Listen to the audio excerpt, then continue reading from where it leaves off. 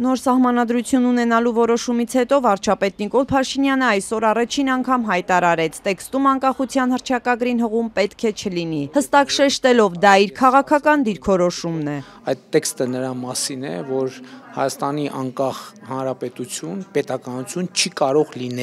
կարող լինել, դա անհնար է։ Եթե ես սա ասում եմ, հետևաբար ես չեմ կարող ասել, որ նոր սահմանադրության տեքստում պետք է լինի հղում անկախության հռչակագրին։ Ընդհակառակը, ես կարող եմ ասել, որ իմ կարծիքով նոր սահմանադրության տեքստում չպետք է լինի հղում անկախության հռչակագրին, բայց էլի ուզում եմ ասել, որոշողը Հայաստանի Հանրապետության ժողովուրդն է, իհարկե փաստարկներ կողմ եւ դեմ փաստարկներ բերողը քաղաքական ուժերն են։ Բաքուն հրաժարվում է ստորագրել հայ-ադրբեջանական խաղաղության համաձայնագիրը, քանի դեռ մայր օրենքի նախաբանից չի հեռացվել հղումը անկախության հռչակագրին, որտեղ Լեռնային Ղարաբաղի եւ Հայաստանի միավորման մասին հիշատակում կա։ Սա Բաքվի գնահատմամբ Ադրբեջանի նկատմամբ տարածքային պահանջ է։ Հայաստանի սահմանադրական դատարանը անցած սեպտեմբերին վճռել էր, որ անկախության հռչակագիրը իրավական նշանակություն չունի եւ այլ երկրների նկատմամբ տարածքային պահանջներ չի պարունակում։ Նիկոլ Փաշինյանը այսօր անկախության հռչակագիրը յուրովի մեկնաբանեց, կրկնելով, թե դրա բովանդակությունը այն մասինն է, որ Հայաստանը չի կարող գոյություն ունենալ։ Սա ի դեպ այս փաստաթուղթը մեկնաբանելու Փաշինյանի երկրորդ փորձն է։ Անցած տարեսկզբին էլ Նիկոլ Փաշինյանը ցլի եւ կարմիր շորի օրինակներ բերել, զգուշացնելով, թե այն կարող է Հայաստանի նկատմամբ պատերազմի պատճառ դառնալ։ Այսօր սակայն Նիկոլ Փաշինյանը ուղիղ չասած, սահմանադրության մեջ հղումը անկախության հռչակագրին խոչընդոտում է խաղաղությանը։ Ես համարում եմ, որ այդ հարցերը պետք է իրարից տարբերել։ Ոչ, ես իրական Հայաստանի գաղափարախոսությունը, որ ես հիմա ներկայացնում եմ, ես այդ հարցին հատուկ անդրադարձ եմ անում եւ հատուկ ընդգծում եմ, թե ինչն է պատճառը, որ ես կարծում եմ,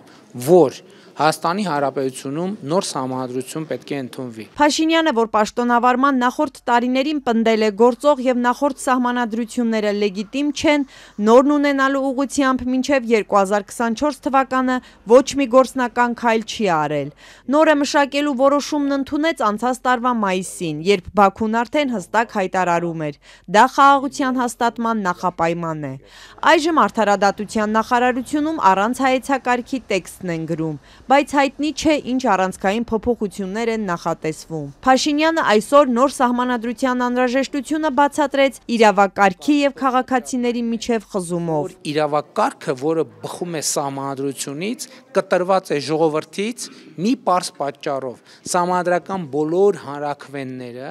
հանրային համոզվածության համաձայն ժողովրդի անհրաժեշտ թվով ձայներ չեն ստացել։ Այլ կերպ ասած,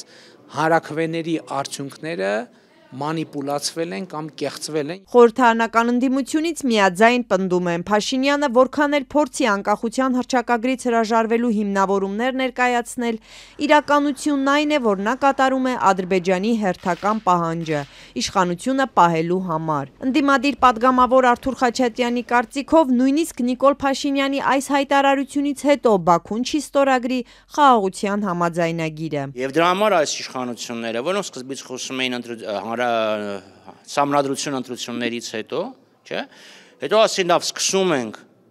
աշխատանքները, մշակումը, հետո էլ մի քանի առաջ հայտարարեցին, որ հայեցակարգել չի լինելու, ուղղակի այսենց առանց հայեցակարգի, առանց սկզբունքային մեկնակետերը հստակեցնելու, առանց հանրային լայն քննարկումների սկսում են տեքստը մշակել,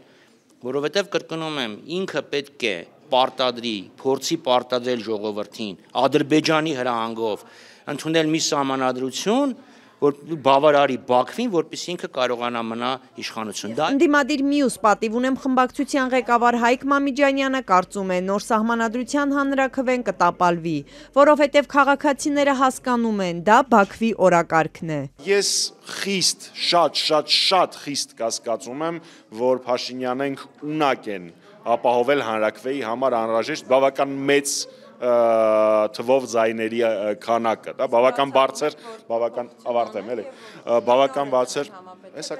բավական բարձր ցենզա, այնտեղ 600,000-ից ավել քվե է անհրաժեշտ։ Վարչապետը այսօր սահմանադրության փոփոխության ժամկետներից չխոսեց, ասաց դեռ քննարկումների փուլում են։ Մինչ խաղաղության համաձայնագրի ստորագրման հեռանկարն անորոշ է, այսօր Փաշինյանը նաև հայտնեց. Բաքուն դեռ գրավոր չի պատասխանել ճանապարհների ապաշրջափակման Երևանի առաջարկներին։ Այս հարցը խաղաղության համաձայնագրից հանվել է, կողմերն այն առանձին են քննարկում։ Վարչապետը պնդեց, թե նոյեմբերի 9-ի եռակողմ հայտարարությամբ ապաշրջափակված ճանապարհներին երրորդ երկրների ուժերի ներկայության մասին խոսք չկա։ Եռակողմ հայտարարության մեջ նշված է. տրանսպորտային հաղորդակցության նկատմամբ վերահսկողությունը իրականացնելու են ռուս սահմանապահները։ Սրան ևս Նիկոլ Փաշինյանը ուներ իր մեկնաբանությունը։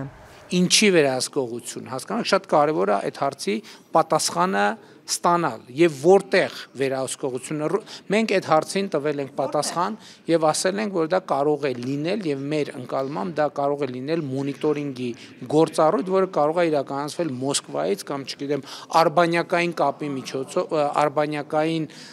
գործիքների միջոցով։ Այսօր նաեւ հայտնի դարձավ, որ Երևանը Բաքվին նաեւ սահմանազատումը շարունակելու շուրջ է գրավոր առաջարկներ ուղարկել։ Սրան ևս արձագանք չկա։ Թե Երևանը ինչ առաջարկներ է արել, վարչապետը չբացահայտեց։ Հանձնաժողովները այս հունվարին պայմանավորվել էին սահմանազատումը շարունակել հյուսիսից հարավ, այսինքն Տավուշի մարզից, բայց գործնական աշխատանքների մասին որևէ տեղեկություն չկա։